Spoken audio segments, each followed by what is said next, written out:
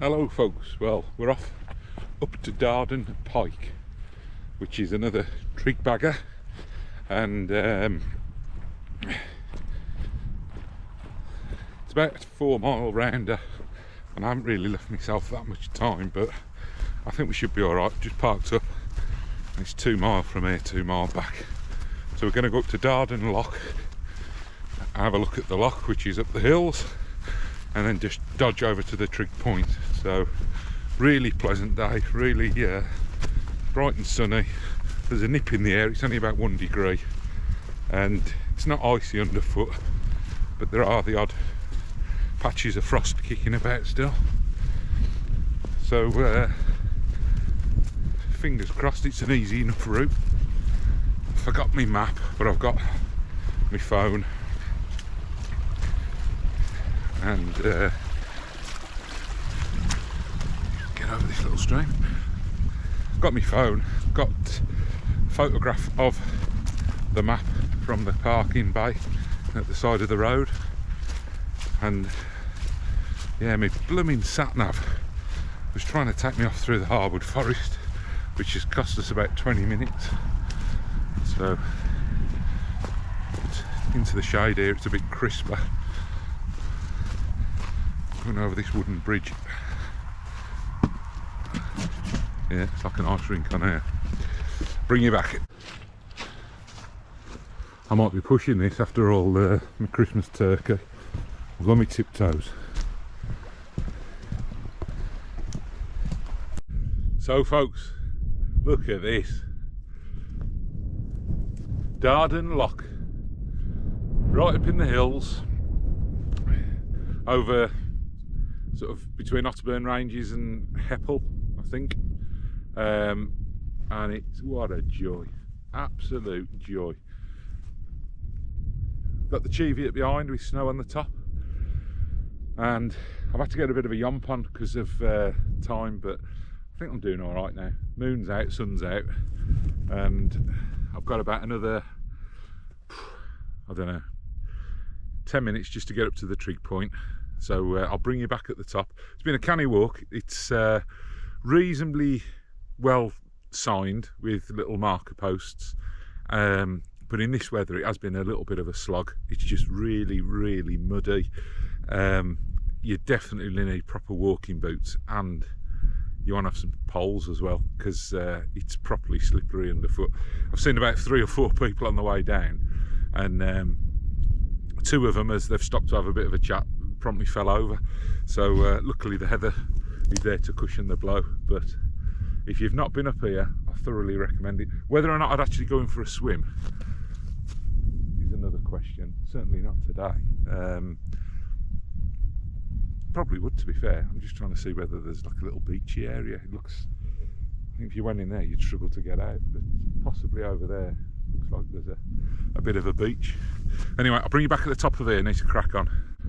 Well folks, I always rated the view from Tosson Hill, but having got up here, I'm just at the cairn on the top, and the views are just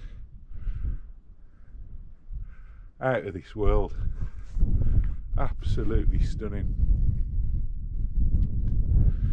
Got to be careful, I'll come trudging up with the sun in my eyes, kind of looking at the floor, and I'm headed towards the cairn, which is just there behind me with the sun. There's the sun behind it now. Happy days. And actually missed the Trig point. So, I mean, it's no big deal. It's about 50 yards that way. So I'm going to head over that way now. But what an absolute joy. I'm just kicking myself that... Hang on, break my neck getting over this bit. Ooh, slippery boulders of death.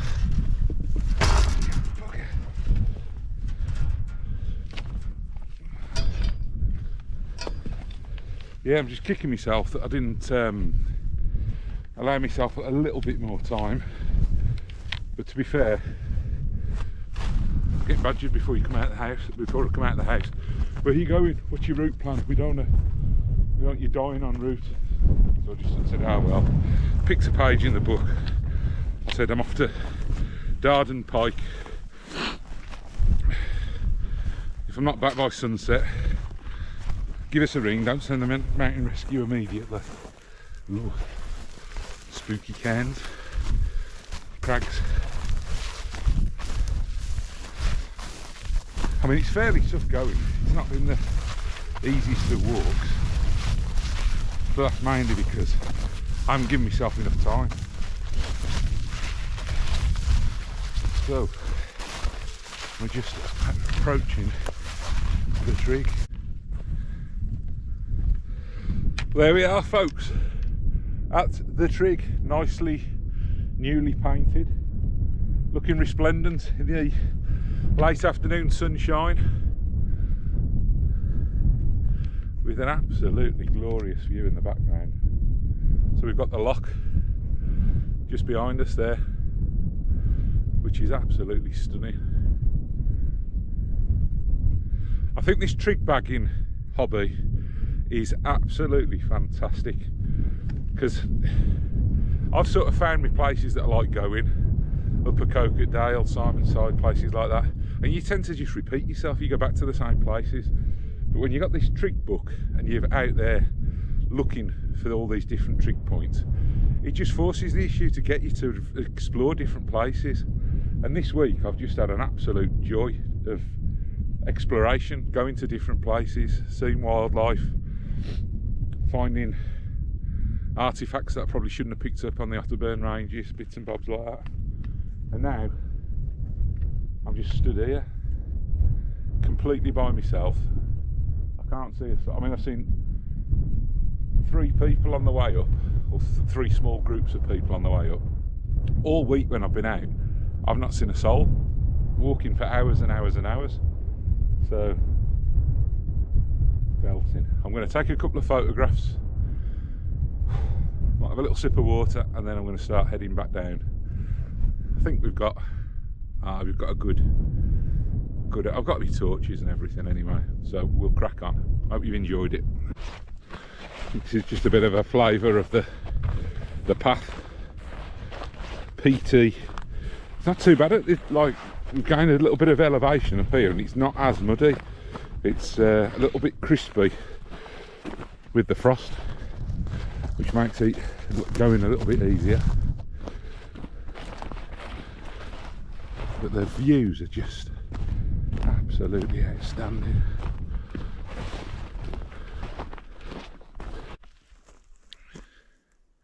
Hi folks, well I'm guessing I'm maybe halfway down and making good time. It's a lot easier when the sun's not. You need a flipping welding mask on the way up, never mind sunglasses.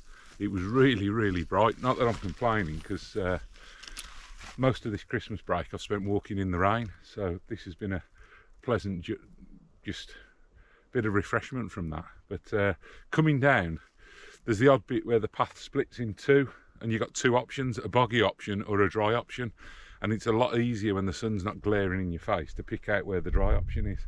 But really nice sort of crag formations just over there behind us. Hope you can pick them out okay. And then the view's great heading down into the valley. I'm not sure if that's the Coquet Valley or not. I don't think it is actually. No, it's just along from Hepple, between Hepple and Elsdon. But couldn't have asked for better. It's absolutely, well, there's not a breath of wind. Woo! Yeah. And I still fell over. Just trying to look at that plane.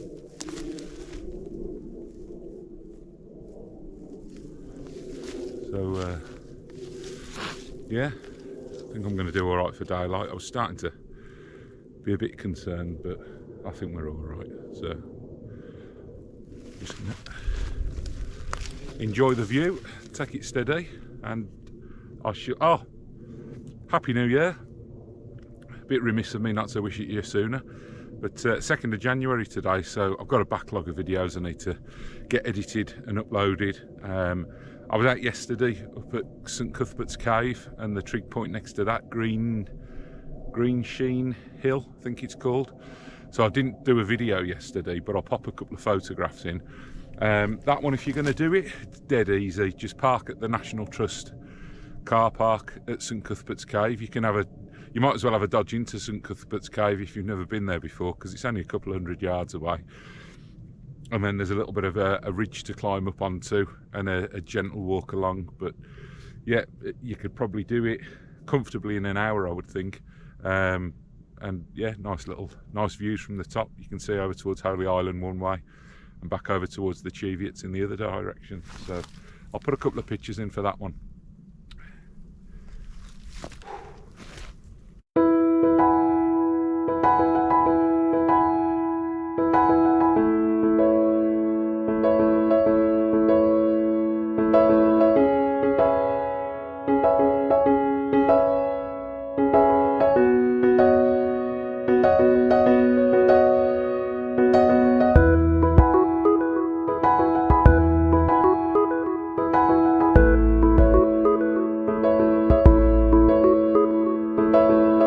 So on the way up, when I came through, there's only one field that you walk through at the bottom, and then you hug a plantation. On your left hand side you would just follow the path and keep that on your left. When you get to past the plantation, you then pick up, probably see it just going off up the hillside there, the path. However, on the way back down, I've spotted this gate, so just having a quick look, the path looks fairly well trodden. So I'm going to take that on the way back down just to see if there's any wildlife. I could see from up a height that there's no big trees that are down. Doesn't look like it's had a bit of a storm Arwen attack like the rest of Northumberland, so fingers crossed it should be a decent path. Good shout coming down this path. It's very well trodden, nice and clear. I've just kept that hill as a bit of a reference point in the distance. As long as I'm going downhill and I can see that, I know I'm not going to go far wrong.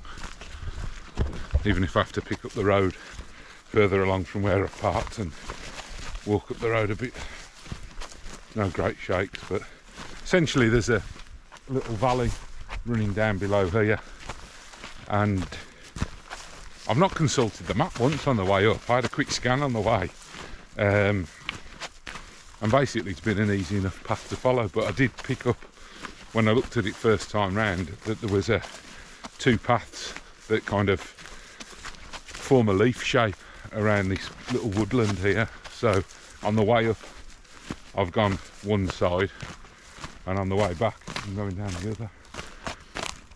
I should probably be talking a bit quieter because it's definitely deer territory this is, but the wood's just starting to establish itself just enough that the visibility through the trees isn't that good. You can't see that far. It's a lovely still evening, well, coming late afternoon, so we just need to negotiate. Shrek City through it, and yeah, it's been another belter. It's the only thing when I'm talking, I'm not concentrating. The moon's well and truly out up there now, if you can see it.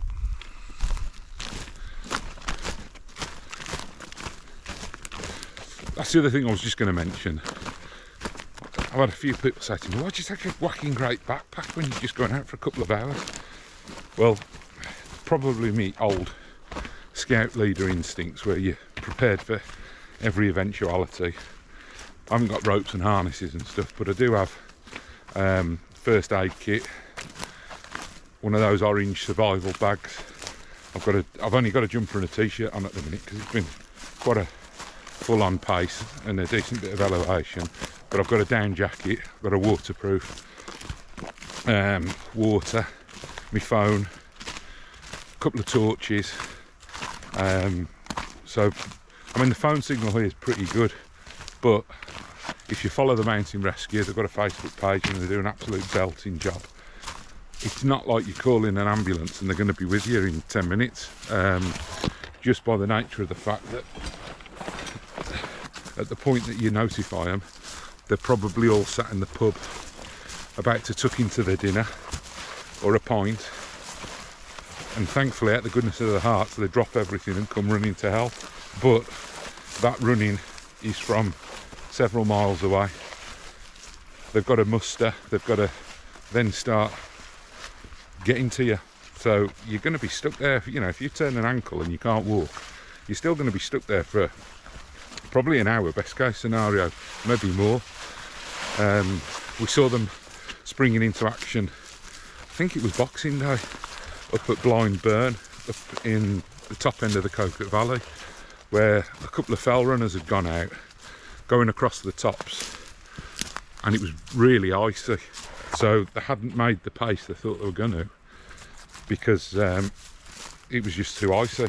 So they got to the refuge hut on the top, took refuge, raised the alarm, and off they set. So we saw them at Blind Burn, which is the farm right at the top end of the Cuthbert Valley, where they were just getting all the backpacks on, and they were actually getting a bit of assistance from one of the local shepherds on his quad bike to get up there. So I think it's like anything, if you're going out fishing or anything, just go prepared. Go prepared to help yourself, but go prepared to not put volunteers at risk if they come to help you, or make, you know, just make it sensible. So this is quite picturesque coming through here. There's little dewdrops on the branches, but not enough that I'm getting soaked or anything. It's just, you can imagine as the temperature drops now, and it can't be, it's frosty on the floor, so it can't be far off freezing, that all of these little dewdrops, oh, there already are, they're little little speckles of ice.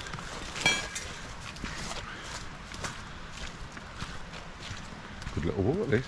I wish I could see down into the valley. I can hear the water running. I am at the bridge where I started from. So as I came up and through the gate after the bridge, I basically followed the track behind me there. It bears round to the right, and then just followed the path, which is an easy enough path to follow, and it has the, you keep the woodland on your left hand side and away you go. However, the little woodland that I've just come from is away over to your left. You can just see the yellow marker points on the hedge in the distance there. So I'd probably suggest doing what I did, go up one way, come down the other, or vice versa. It's two different sets of views and landscape, both pleasant in either direction. So yeah, easy to follow both ways as well. So my car is just across one field now. So on that note, I'll bid you farewell, and I'll catch you on the next one. Take it easy. Okay folks, so this is where I've started from, which is just here. So just a little lay-by by the side of the road. We've got the village of Elsden there, and the village of Hepple here. So we're here, we've got the ranges here, so you kind of, let me just get me, yeah, although you're looking in that direction, you're actually heading here to Darden Loch. So it looks like there's a circular route actually, which I did see when I got up onto the Trig point that the path carried round, but I've gone up and back the same route, which was still thoroughly enjoyable. But loosely, you're heading that way.